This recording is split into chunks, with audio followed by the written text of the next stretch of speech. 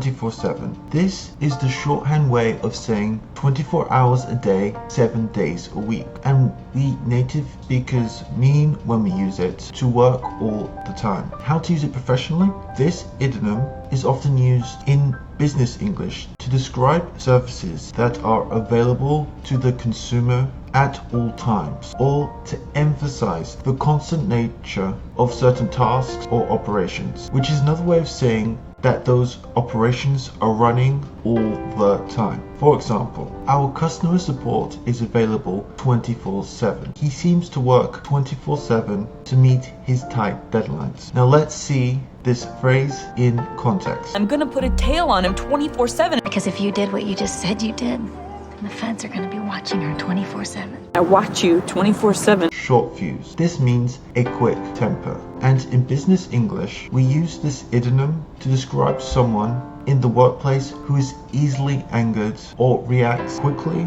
in a negative way to stressful situations. For example, be careful discussing deadlines with the boss. He has a short fuse. His short fuse led to several conflicts in the office. Now let's see this phrase in context.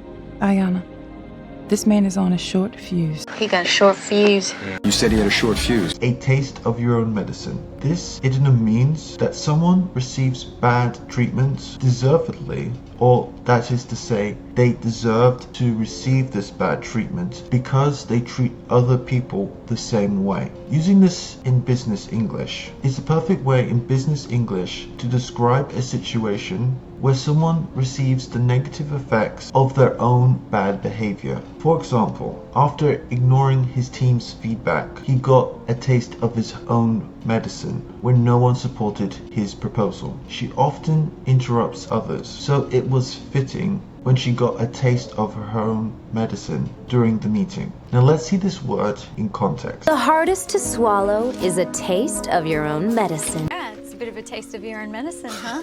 I'm giving you a taste of your own medicine. The next one is butterflies in your stomach. This means to feel nervous, and in a professional setting is the perfect idiom to use to describe the nervousness you or someone else might be feeling before an important presentation, meeting, or negotiations. For example, I had butterflies in my stomach for the important speech. The new intern had butterflies in her stomach before her first client meeting. Now let's see this word in context. I think that you probably just forgot what it's like to have butterflies in your stomach and you're mistaking that for love.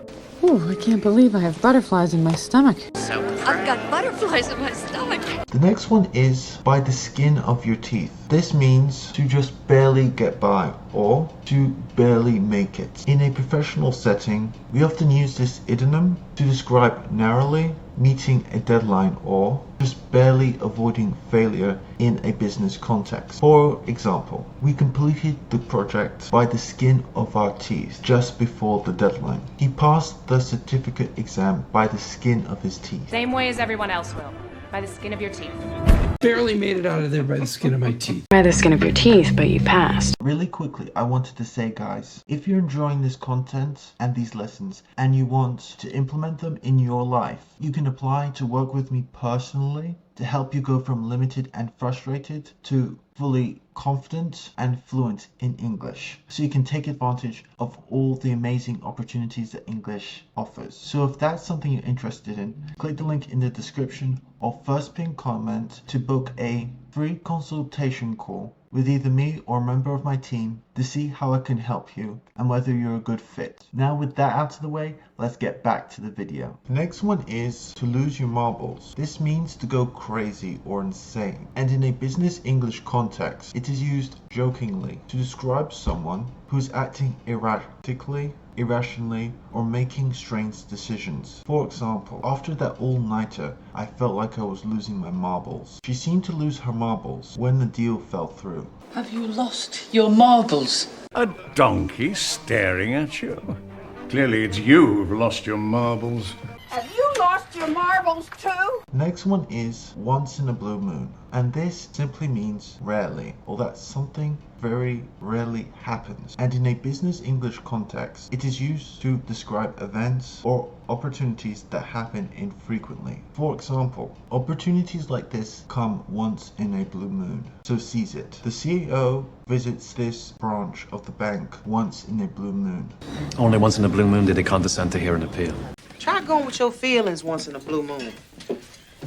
This is a once in a blue moon type of situation, I'd say. The next one is plain as day, and this means that something is obvious or clear. And in a business English context, it is used to emphasize that something is very clear or evident to you or a group of people. For example, it was plain as day that the project was going over budget. The solution is plain as day. We need to rethink our strategy. It's as plain as day. It's as plain as day what they want, Jack. What? Me. Nothing. Lord Carey, here she comes, plain as day. The next one is play second fiddle. This means usually to be less important. And in a business English context, this idiom is used to describe a situation where someone or something is given less priority. For example, he was tired of playing second fiddle to his colleague during the project. Marketing has been playing second fiddle to sales for too long. Now let's see this phrase in context. I played second fiddle to Midge our whole marriage, and I just can't do that again. He knew he could never replace him, but he said he'd rather play second fiddle than not play in the band at all. He thought, all you other shoppers will just have to play second fiddle to Pee-wee. To put your foot in your mouth, and this means saying something you shouldn't. And in a business English context, this idiom is used when someone says something that is inappropriate or tactless, often unintentionally. For example, he put his foot in his mouth by commenting on the layoffs before they were announced. Be careful not to put your foot in your mouth during the client meeting. You ever heard that old saying?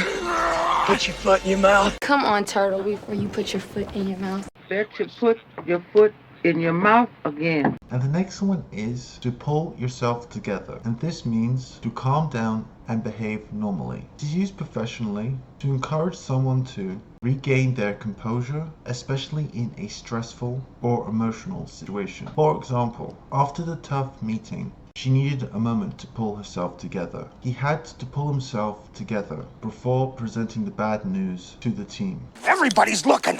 Pull yourself together. Get down to the meeting. For God's sake, man. Pull yourself together. But really quickly, guys, if you're enjoying this content and want to implement it in your own life with my help, then consider applying to work with me personally inside of my new coaching program. Link in the description and first pinned comment. Click the link in the description and fill out a quick application, and then you can book a time and day to have a free consultation call with either me or a member of my team to see how I can help you. So click the link in the description or first pinned comment to see whether we can work together to improving your English. If you're someone who wants to switch things up a bit, then watch this video here where you'll be able to learn some slang words and really shock English natives. Thank you so much for watching. Don't forget to subscribe to my YouTube channel to get more free lessons just like this. And if you've enjoyed this video, then please smash that like button. And I hope to see you in the next video. Bye!